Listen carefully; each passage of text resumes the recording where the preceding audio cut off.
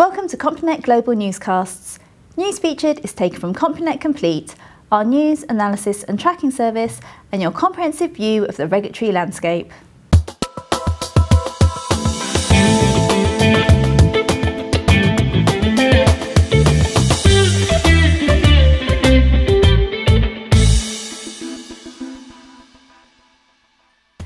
Following the resolved impasse story featured on last week's Global Newscast, debate began in the full Senate on the draft financial reform bill approved by the Senate Banking Committee. Senate Majority Leader Harry Reid has set a target of May 14th for completing debate and bringing the legislation to a vote, though a number of issues are still requiring negotiation. Main issues include how to deal with systematically important institutions, with a number of amendments under consideration ranging from those that would break up large institutions to prevent them from becoming too big to fail, to those that would establish a pre-funded resolution fund to provide for an orderly winding up of failing institutions. Top officials SEC Commissioner Luis Aguilar and FINRA Chairman and Chief Executive Rick Ketchum have urged expanding the fiduciary duty standard currently applied to investment advisors to broker-dealers. Brokers are currently required only to ensure that their recommendations are appropriate for the investor concerned. The main difference between the views of the two officials is that Aguilar would extend the fiduciary duty to transactions with institutional investor clients, while Ketchum would limit it to giving individualised advice to retail investors.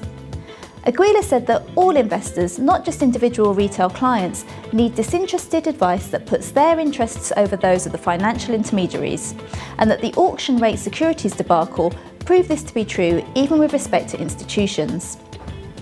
In Europe this week, the European Commission is set to consult after the summer on a securities law directive, which it says will approach the harmonising of domestic securities laws across the EU in a pragmatic, function-based manner.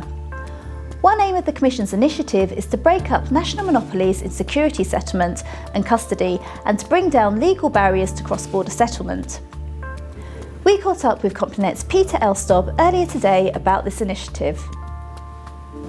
Settlement, which is the last stage of securities trading, is full of legal and technical pitfalls, investors' rights, custody, things like that. So the Commission has decided that it really does merit a directive of its own so that it can be regulated in a broad framework way across EU borders. The joint £154,000 fines imposed by the FSA on an online foreign exchange broker and its money laundering reporting officer have raised concerns of regulatory creep, according to senior lawyers.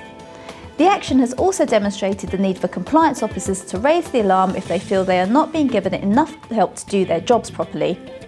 The FSA fined Alpri £140,000 for failing to put in place adequate AML systems and controls, and fined Sudipto Chattopadhyay, its former MLRO, £14,000 for his part in the shortcomings.